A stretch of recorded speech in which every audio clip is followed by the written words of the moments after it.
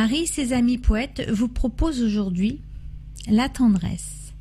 Un poète qui s'est inspiré de la tendresse, Victor Hugo, est né le 26 février 1802 à Besançon, en France.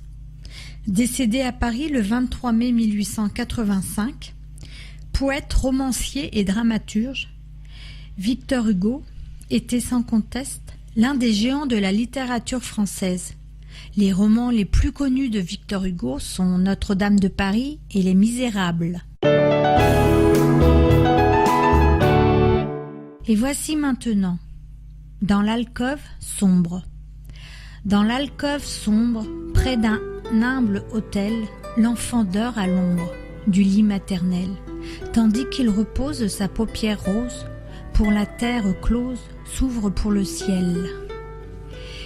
Il fait bien des rêves, il voit par moments le sable des grèves, plein de diamants, des soleils de flammes et de belles dames, qui portent des âmes dans leurs bras charmants.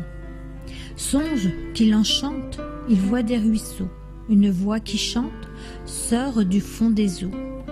Ses sœurs sont plus belles, son père est près d'elle, sa mère a des ailes, comme les oiseaux.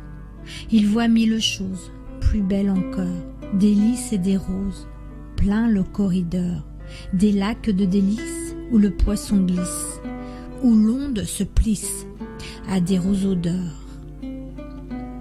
Enfant rêve encore, dors, ô mes amours, ta jeune âme ignore, où s'en vont tes jours, comme une algue morte. Tu vas, que t'importe, le courant t'emporte, mais tu dors toujours. Sans soin, sans étude, tu dors en chemin, et l'inquiétude à la froide main de son ongle aride sur ton front candide qui n'a point de rides. N'écris pas demain, il dort, innocence, les anges sereins qui savent d'avance le sort des humains. Le voyant sans armes, sans peur, sans alarme, baise avec larmes ses petites mains. Leurs lèvres effleurent ses lèvres de miel. L'enfant voit qu'il pleure et dit Gabriel, mais l'ange le touche et berçant sa couche, un doigt sur sa bouche, lève l'autre au ciel. Cependant sa mère, prompte à le bercer, croit qu'une chimère le vient oppresser. Fière, elle admire, l'entend qui soupire et le fait sourire avec un baiser. Mon coup de cœur aujourd'hui est Jean-Luc Lahure. Jean-Luc Lahure est né le 21 novembre 1957 à Troyes, dans l'Aube. Pourquoi il est un écrivain de la vie? Simplement parce qu'il aime les mots. La littérature depuis les années 1980, il a lu énormément et de tout. Pour lui, l'écriture au début était un passe-temps, comme une évasion à cause d'une longue peine de prison. Dans sa jeunesse, il a fait beaucoup d'erreurs, mais aujourd'hui, il s'est racheté. Il s'est mis vraiment à l'écriture le 11 septembre 2001, suite aux attentats en Amérique.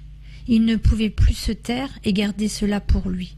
Il fait de la poésie avec des mots simples, le langage de tous les jours. Alors il a écrit son premier recueil, Ir, où il parle de tout. À ce jour, il a écrit 9 recueils, un roman autobiographique, une anthologie poétique sur le thème de la prison, une pièce de théâtre, 3 recueils avec la collaboration de personnes rencontrées sur Facebook, un recueil en duo, un essai, un livre de philosophie poétique et 8 recueils collectifs. Depuis longtemps, je suis devenu un poète engagé et poète de la vie, et je continuerai de l'être jusqu'à mon dernier souffle. Et voici maintenant la richesse. La richesse, c'est juste une amélioration de la vie. La vraie richesse, elle vient du cœur et de l'esprit. N'est-il pas mieux de vivre humblement que de le faire en se montrant? Il faut vivre honnêtement, ne jamais se sentir autrement. Aujourd'hui, tu es fortuné. Demain, tout peut changer.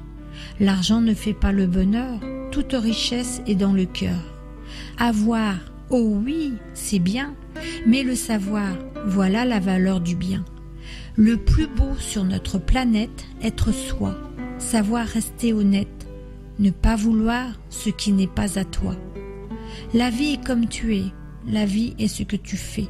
La vraie vie n'est pas l'argent, la vraie vie est ce que tu ressens. L'argent n'a pas d'amis, mais la vie, oui. Marie et ses amis poètes vous remercient et vous donnent rendez-vous mercredi prochain. Au revoir.